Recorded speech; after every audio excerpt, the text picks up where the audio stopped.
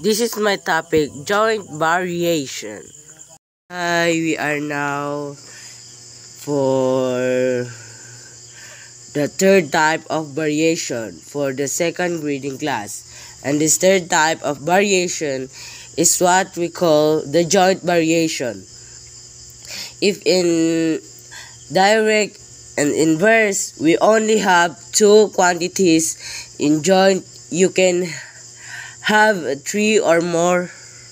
We will still have the constant of variation for k, and the three quantities involved for this statement are a, b, and c.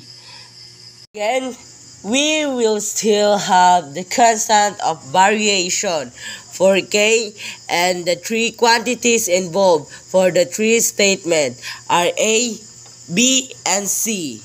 P varies jointly as q and r can be written as p equals, do not forget k as constant, q, r, okay, as p increase, the values of q and r also increase.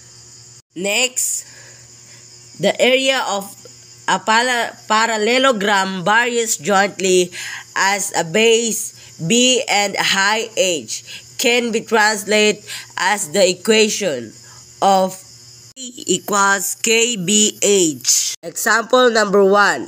Z varies jointly as x and y if z equals 3.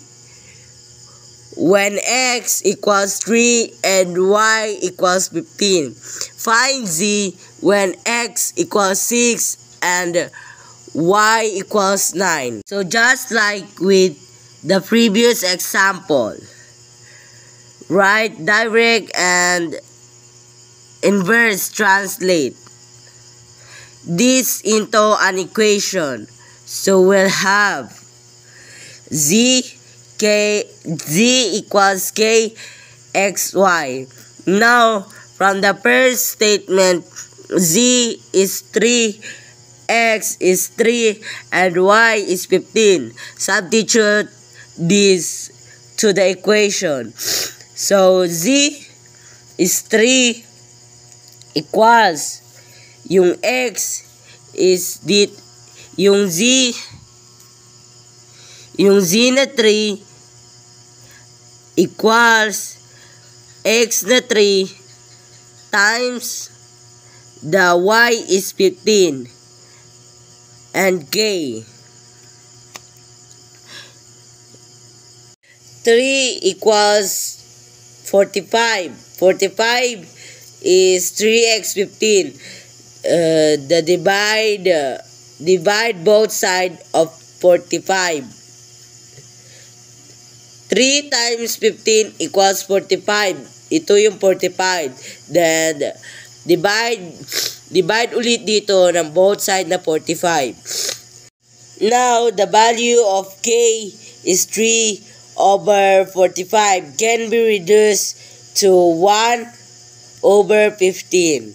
That we have the constant of variation, which is 15 or 1 over 15. The equation now is z equals 1 over 15 xy. This xy here is numerator. Or pwede rin siyang z equals xy over 15. Ang hahanapin ko naman ay ang z when x equals 6 and y equals 9.